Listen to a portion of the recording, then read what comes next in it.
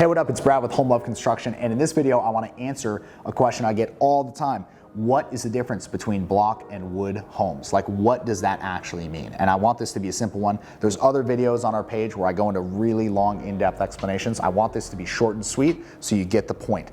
The simple difference is block homes, or you might hear them called cinder block homes, are built with literally those 8-inch by 16-inch cinder blocks that have the two holes in the top of them. You know what I'm talking about. There's probably one propping someone's door open that you know, right?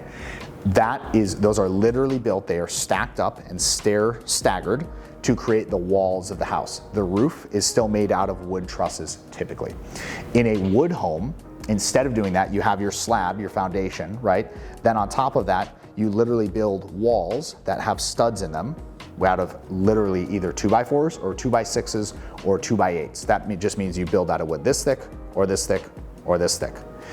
And then you stand those walls up, and then same thing, you build the roof on top of that. To put it very simply, that is the major difference between block and wood frame. Like I said, there's other videos where I go into in-depth of what's inside the walls, how do you insulate them, how do you finish the outside, how do you finish the inside. That's all in other videos, and we can link to those.